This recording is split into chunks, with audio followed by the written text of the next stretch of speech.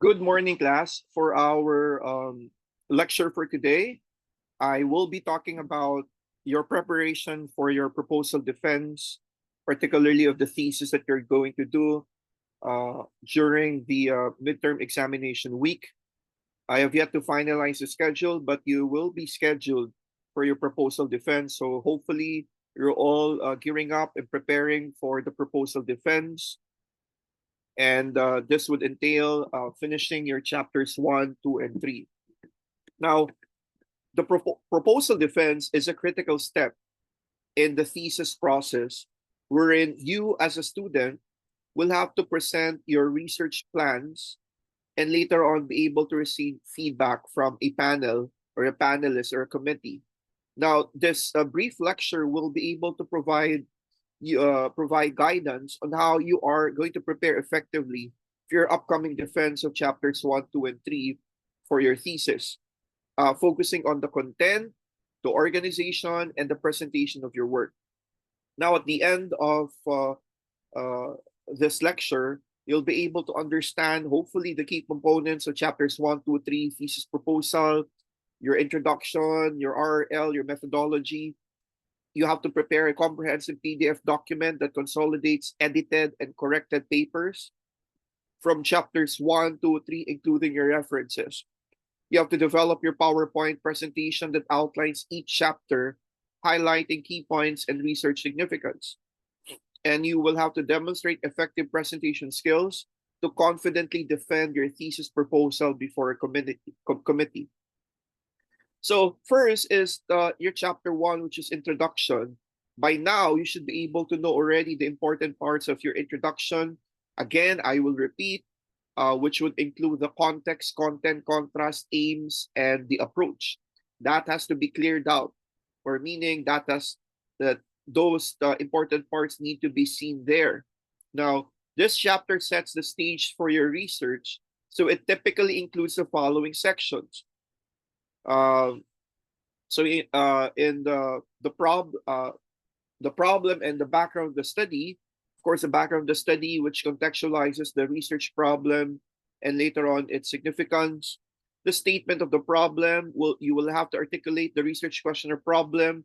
There is a correct format in the statement of the problem or your SOP. The first sentence has to articulate the problem the study is. The second sentence is the citation to prove your point. The third sentence would be your purpose statements, which would be equivalent to 3 purpose statements. The fourth sentence would be the problem of the study will be answered by the following research questions. And then the research question, specific questions, the research aims to answer. The significance of the study and the scope of limitation, of course, will have to be included in your chapter 1. And the definition of terms. So you will have to go back to chapter 1 and be able to complete the significance of the study and the scope of the limitation. So again, I'd like you to go to the library and check how the significance of the study was crafted, the scope and the limitation, that's the limitation and the limitations, the scope and the limitations on how they crafted it in paragraph form and the definition of terms. So these are some of the tips. You have to review and edit the chapter thoroughly, ensuring clarity and coherence. You have to make sure. You have to highlight the significance of your research in relation to existing literature, which will be provided in your review of related literature. And the third, you have to prepare to discuss how your research questions aligns with your purpose statement and with your aims. So dapat klaro yun. I'm telling the class that there should be synergism from your topic to your title, to your aims or purpose, your research questions. Of course, you have the review of related literature, which is chapter 2.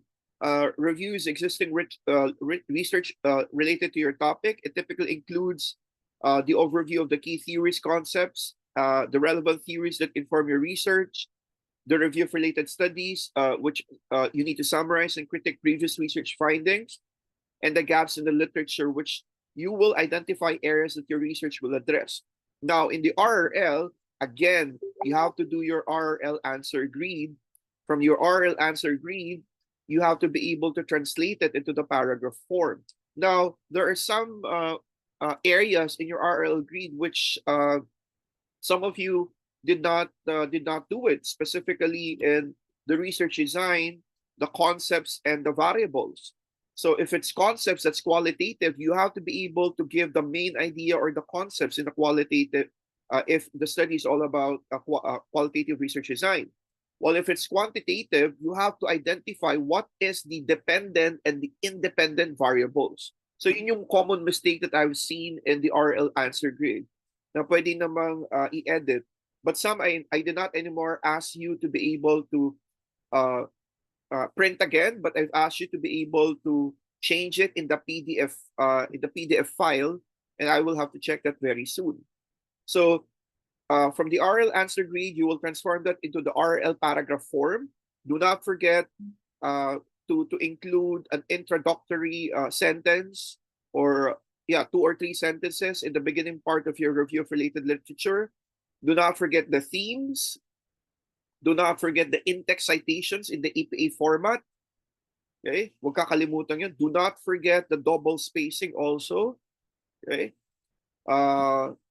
And of course, the important part is the synthesis. Okay? You have to be able to do the in-text APA style format. You have to include the names of the authors. Ano ba sinabi ng mga authors 1, 2, 3 on a similar idea, on a very important idea, pwede siyang stand out one author. And the last paragraph would be the research gaps or your critic of the things that you were not able to see in the literature. And of course, the theoretical frameworks. This would be the theories that you is included in your study. The last paragraph would be the connection of the theories to your study. The conceptual framework, again, this is the processes of letting your reader be able to understand what you will be doing from your participants to the processes, paano mo collect yung data, and to the actual, hopefully, the actual output of your work. So iba-iba yan. Iba-iba yung conceptual framework when it's a case study, it's IPO, pagka phenomenological and ethnography, it will be more progressive of the philosophical underpinnings, may mga drawings, that would also include the grounded theory. Okay, and then preparation tips in the RRL: organize literature thematically or chronologically for clarity, clearly articulate how your research addresses identified gaps, and be ready to discuss how your study builds up on diverges from the previous work. Ano yung connection ng study mo with the other works, which later on you will have to clarify. And more importantly, the last chapter is chapter 3, methodology, outlines your research design methods. And I was saying in the class that this is one of the most easiest, okay, in the actual thesis making, because you will have to just cite and describe your research design. Of course, you have to explain that it is a qualitative research. What particular qualitative research design? Is it a case study, ethnography, phenomenology, or grounded theory? And you have to be able to explicitly, okay, use the author that was assigned to your research, qualitative research design, to describe your research design. The participants, huwag nyo kalimutan yung the sampling technique, which is purposive sampling technique that you'll be using. You have to do citation of what purposive sampling technique is all about, the number of participants and why you have such numbers, the criterion checking your participants, and the data collection methods. You will have to create again, a table. First column would be your research question. The second column would be your instruments. Below your table, you should be able to put a description of table 1, kung ano yan, and below your table is the explanation of your instruments with citation. Then you have, di na ilagay dito, the data gathering procedure. It should be author specific. Ano yung sinasabi ni author, for example, Finalizing, in terms of the data gathering procedures? So you'll just have to be able to cite the particular author. The data analysis, of course, you'll be using thematic analysis. You can use also the specific author in describing your data analysis. Then the ethical consideration, you will have to discuss how you will address the ethical issues related to your research. So please try to look at the thesis in the library on how they were able to craft the ethical considerations in paragraph format. Now, the presentation tips: justify your chosen methodology, linking it to your research questions. Be prepared to discuss potential challenges and how you plan to address them. And you have to clarify the ethical consideration involved in your research, compiling your thesis proposals 1, 2, and 3. You have to create a comprehensive PDF document para I'll be able to share it with the panelists, compile the chapters, gather edited versions of chapters 1, 2, and 3, ensuring they are properly formatted. And you have to include references, so one document in the references, APA style, hanging indent, alphabetically arranged. So you have to proofread for grammatical errors and save us a PDF. Use a word processor to save the complete document as a PDF for submission. Now, then you have to prepare your PowerPoint slides in the actual presentation. The title of your slide, your title, your name, the date, the introduction, key points, significance, literature, thematic, organization, the gaps, Chapter 3, methodology, research design, data collection, and the others, and conclusion, the summary of your proposal. So use a consistent template throughout the presentation. Keep slides concise. Use bullet points for clarity. Include visual charts, graphs where applicable to enhance understanding. So these are some of the effective presentation skills tips. You have to practice. You have to rehearse. Engage with the panelists with your eye contact and invite questions during and after your presentation. Don't forget your time management. You will be given around 5 to 10 minutes only. You have to handle questions confidently. And in conclusion, preparing a proposal defense requires understanding and articulation of your research.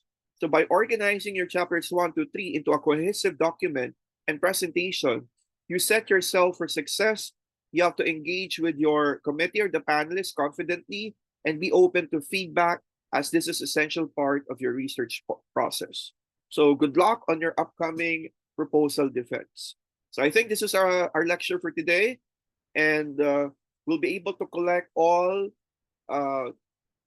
the drafts of your researches from the yellow pad papers and the folder or in the envelopes, which you are going to submit to your class coordinator. So that's it for our class today. Bye.